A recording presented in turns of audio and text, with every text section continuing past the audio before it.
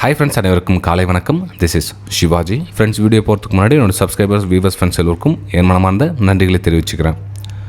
Friends, இப்போது நிறைய பேர் இந்த ஹோல்டிங்கில் வச்சுருப்பாங்க. கால் புட்டு ஹோல்டிங்கில் இப்போ என்ன பதட்டத்தில் இருப்பாங்க. ஏன்னா மார்க்கெட் இந்த மாதிரி நியூஸ் பேஸ் லெவல்ஸில் என்ன வேணால் நடக்கும். பெரிய கேப் டவுனு, பெரிய கேப் இப்போ லாபம் வந்தால் சந்தோஷப்படுறது, பெரிய நஷ்டம் வந்தால் துக்கப்படுறது. அப்படின்னா நம்ம ட்ரேடிங்கில் பிளானில் இல்லாத ஒரு விஷயத்தை கொண்டு போவாங்க. ஸோ அங்கே தான் வந்து பிரச்சனை ஆரம்பிக்குது. அப்போது நாம் என்ன பண்ணணும் இல்லைன்னா, அந்த பேனிக்கில் என்ன விஷயம் தெரிஞ்சுக்கணும், நம்ம சேஃபர் சோனில் இருக்கிறோமா இல்லையா அப்படின்றதுக்கு சில விஷயங்கள் தெரிஞ்சுக்கிட்டால் போதும். ஓகே, சரி. நம்ம இப்போது நெக்ஸ்ட்டு அப்டேட், அதாவது நிஃப்டி எந்த பக்கம் போகும், என்ன நடக்கிறதுக்கான வாய்ப்புகள் இருக்குது அப்படின்னு பார்க்கலாம். பேங்க் நிஃப்டி, சென்செக்ஸ் மூணுத்தையும் வந்து நான் உங்க கூட ஷேர் பண்ணுறேன். இது வந்து டெய்லி டைம் பிரமிடு, டே கேண்டில். ஓகேங்களா? ஸோ இதில் பார்த்தீங்கன்னா உங்களுக்கு மார்க்கெட்டு நல்ல ஒரு ட்ரெண்டு ஸ்டார்ட் ஆகிட்டு மூவ் ஆகிட்டுருக்கு. ட்ரெண்டு ஸ்டார்ட் ஆகிட்டு சின்னதாக வந்து சப்போர்ட் எடுத்துகிட்டு மூவ் ஆகிருக்கு. அதாவது 25,000 ஒரு சப்போர்ட் எடுத்துகிட்டு மூவ் ஆகிட்டு ரேலி போயிட்டுருக்குது. எப்போது வெள்ளிக்கிழமை நாள் வரலும் இந்த மாதிரி மூவ் ஆகிடுச்சு.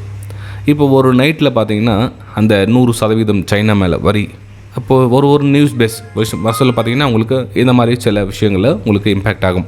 எப்போ அப்படின்னா, உங்களுக்கு அந்த வரியோ இல்லை வேறு ஏதாச்சும் சில பிரச்சனைகள் வந்துச்சு அப்படின்னா தெரியும் கேப் டவுனு, இல்லை பெரிய ஒரு நல்ல நியூஸ் வந்துச்சுன்னா கேப் அப்பு. அப்போ என்னென்னா, உங்களுக்கு பொசிஷனில் எடுத்துகிட்டு போக சொல்ல, உங்களுக்கு கேம்லிங் டைப்பில் எடுத்து சொல்ல, உங்கள் கேபிட்டல் வந்து வைப் அவுட் ஆகிறதுக்கு வாய்ப்புகள் இருக்கும்.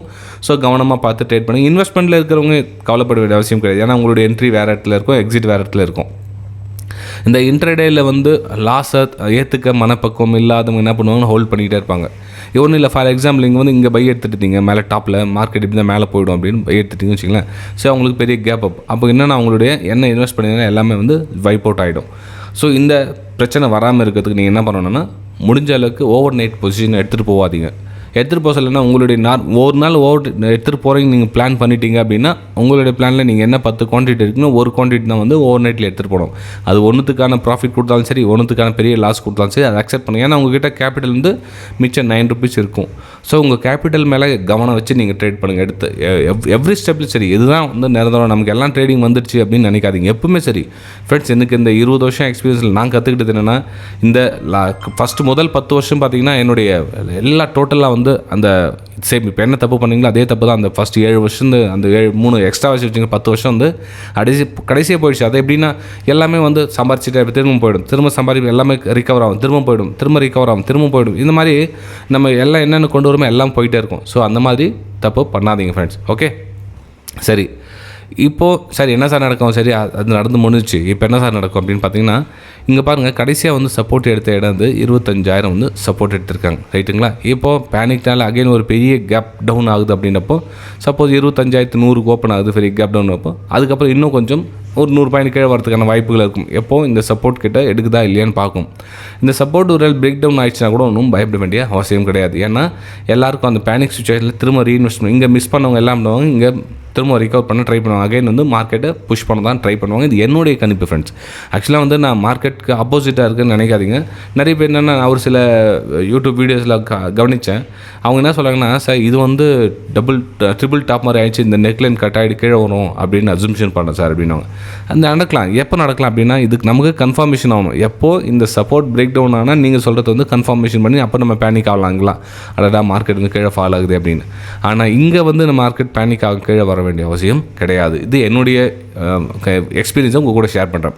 இது மேபி நானும் தவறாகலாம். இதில் பிரேக் டவுன் ஆகிட்டு இப்போ சஸ்டெண்ட் ஆகிட்டு அகைன் கொஞ்சம் நம்ம கீழே வந்து இந்த சப்போர்ட் பிரேக் டவுன் ஆகிக்கலாம். ஓகே, அது நானும் தவறாகலாம். ஆனால் என்னுடைய கணிப்பு பிரகாரம் பார்த்தீங்கன்னா, மார்க்கெட் வந்து இந்த ஏரியாவில் சப்போர்ட் எடுக்கிறதுக்கான ஒரு வாய்ப்புகள் இருக்குது. இந்த 25,000 ஒரு 24,900 300 பாயிண்ட் முன்ன பின்ன இந்த இடத்துல வந்து சப்போர்ட் எடுக்கிறதுக்கான ஒரு வாய்ப்புகள் இருக்குது.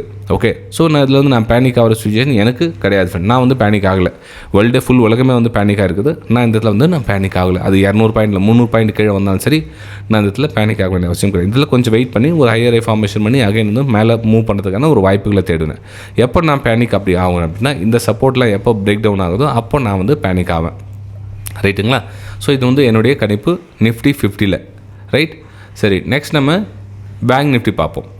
சரி, பேங்க் நிஃப்டி என்ன சார் பண்ணலாம் அப்போ அப்படின்னு பார்த்தீங்கன்னா, பேங்க் நிஃப்டி உங்களுக்கு அன்றைக்கி ட்ராப் பண்ணி வச்சுருக்கு ஞாபகங்களா? ஸோ இந்த லெவல் வரும் ஆக்சுவலாக வந்து உங்களுக்கு லைவ் அப்டேட் கொடுக்க முடியல, இருந்தாலும் கொஞ்சம் லேட் ஆகிடுச்சு அன்றைக்கி. அதனால் இதெல்லாம் பார்த்தீங்கன்னா ஒரு சப்போர்ட் ஏரியா வந்து ரெசிஸ்டன்ஸாக ஒர்க்கான இடங்கள் அதெல்லாம் இப்போ இதில் வந்து சப்போர்ட் எடுத்து மேலே மூவ் ஆயிருக்கு. ஸோ நீங்கள் வந்து இந்த சப்போர்ட்டை வந்து நீங்கள் கன்சிடர் பண்ணலாம். 57,750 பார்த்தீங்கன்னா நல்ல சப்போர்ட் வரும். உங்களுக்கு கேப் டவுன் ஓப்பனாக கூட இந்த இதில் சப்போர்ட் எடுக்கிறதுக்கான ஒரு வாய்ப்புகள் இருக்குது. ஸோ பேங்க் நிஃப்டி கூட என்னோடய வியூ பிரகாரம் பார்த்தீங்கன்னா சப்போர்ட் ஏரியா நியரஸ்ட்டாக இருக்குது. ஒருவேளை மார்க்கெட் இதில் கேப் டவுன் க்ளோசிங் கொடுத்துச்சு அப்படின்றப்போ நீங்கள் வந்து இன்ட்ராடே ட்ரேடிங் பண்ணி கொஞ்சம் வெயிட் பண்ணுங்கள். நீங்கள் நான் மண்டே வந்து ட்ரேடிங் பண்ண வேண்டிய அவசியம் கிடையாது. உங்களுக்கு வெயிட் பண்ணி அகைன் மார்க்கெட் திரும்ப வரலாம், திரும்பினதுக்கப்புறம் திரும்ப ரீஎன்ட்ரி இது மாதிரி இப்போ இந்த மாதிரி ப்ரைஸ் கொடுத்துச்சா மேலே வந்து அப் சைட் கொடுத்தோமா அந்த மாதிரி ஒரு ஏன்னா இதெல்லாம் வந்து பேனிக் சிச்சுவேஷன் க்ரியேட் பண்ணுவாங்க. அகைன் மார்க்கெட் கீழே வருது, பேனிக் சிச்சுவேஷன் க்ரியேட் ஆகுது, அகைன் வந்து ஒரு அப்சோருக்கான ஒரு சோர்ஸை நீங்கள் ரெடி பண்ணலாம். ஸோ இது வந்து பேங்க் நிஃப்டியில் என்னோடய வியூஸை உங்கள் கூட ஷேர் பண்ணுறேன். ஸோ இந்த இதில் வந்து 55,500 கிட்ட சப்போர்ட் எடுக்கிறதுக்கான ஒரு வாய்ப்புகள் இருக்குது. மேபி அதுக்கு முன்னாடியே கூட சப்போர்ட் எடுக்கலாம். ஏன்னா இந்த ஏரியா கூட சப்போர்ட் லெவலில் தான் நம்ம கன்சிடர் பண்ணப்படும். ஸோ இங்கேயே சப்போர்ட் நீங்கள் இந்த இதில் எடுக்கிறதுக்கான ஒரு வாய்ப்புகள் இருக்குது. ரைட்டுங்களா? சரி, நெக்ஸ்ட் நம்ம சென்செக்ஸ் பார்க்கலாம். சென்செக்ஸில் என்ன சார் பிளான் பண்ணலாம் அப்படின்னு பார்த்தீங்கன்னா, சென்செக்ஸ் கூட நிஃப்டி 50 என்ன ட்ராப் பண்ணி வச்சுருந்தோம் சேம் அதே தான் உங்களுக்கு இந்த இடத்துல சப்போர்ட் ஏரியா உங்களுக்கு கன்சிடர் பண்ணப்படும். இதெல்லாம் பார்த்தீங்கன்னா ரெசிஸ்டன்ஸ் ஏரியா. ஏன்னா ப்ரைஸு மேலேருந்து ரிஜெக்ட் ஆச்சு, அப்புறம் மேலே மூவ் ஆச்சு. ஸோ இதெல்லாம் வந்து உங்களுக்கு ஒரு சப்போர்ட் ஏரியாவாக கன்சிடர் பண்ணணும். இது 81,500 to 700 லெவல் பார்த்தீங்கன்னா ஒரு சப்போர்ட் லெவலாக கன்சிடர் பண்ணணும். மேலே அப்சைடுக்கான ஒரு பிளானை நீங்கள் பண்ணலாம். ஓகே, எப்போ நீங்கள் பேனிக் ஆகணும் அப்படின்னா இந்த சப்போர்ட் லெவலாம் பிரேக் டவுன் ஆனால் தான் வந்து நீங்கள் பேனிக் ஆகணும். அதுவரையும் பேனிக் ஆக வேண்டிய அவசியம் கிடையாது. ஓகே, ஸோ இது வந்து சென்செக்ஸில் என்னோடய வியூஸை உங்கள் கூட ஷேர் பண்ணுறேன். ஸோ 81,500 to 700 லெவலில் கொஞ்சம் ஞாபகம் வச்சுக்கோங்க. அதுக்கப்புறம் மார்க்கெட் கொஞ்சம் நேரமாக நெக்ஸ்ட் வேறு ஏதாவது குட் நியூஸ் வந்து நம்ம இந்தியன் அந்த மாதிரி கிடையாது. நம்ம வந்து வேறு லெவலில் போயிட்டு நமக்கு சாதகமான விஷயங்கள்லாம் நியூஸ் திரும்ப இம்பேக்ட் ஆகும். எப்போ நாளைக்கு நாளைக்கு இல்லை இன்னும் 2 days கழிச்சோ திரும்ப ஏதாச்சும் குட் நியூஸ் வரும். நம்ம மார்க்கெட் இந்த காரணத்தால மறுபடியும் மேலே போயிடுச்சு, நம்ம வேர்ல்டு மார்க்கெட் நம்ம ரெஸ்பான்ஸ் பண்ணல, ஏதாச்சும் ஒரு நியூஸ் வந்து அந்த இடத்துல வரும், திரும்ப அந்த இடத்துல மேலே போகும். ஏன்னா இந்த இடத்துல வந்து நமக்கு டெக்னிக்கலாக எது நடந்து முடிஞ்சாலும் இங்கே வந்து சாட்டில் வந்து தெரிஞ்சிடுது இல்லையா?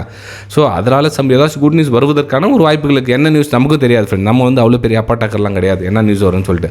ஆனால் நியூஸ் ஏதாச்சும் ஒரு நியூஸ் வந்து குட் நியூஸ் வந்து மார்க்கெட்டை மேலே புஷ் பண்ணுறதுக்கான ஒரு வாய்ப்புகள் இருக்குது. இந்த வீடியோ உங்களுக்கு பிடிச்சிருந்தோன்னா மறக்காமல் சேனலை சப்ஸ்கிரைப் பண்ணி பெல் ஐக்கானை கிளிக் பண்ணி வச்சுங்க. நம்ம அடுத்த வீடியோ சந்திக்கலாம். தேங்க்யூ.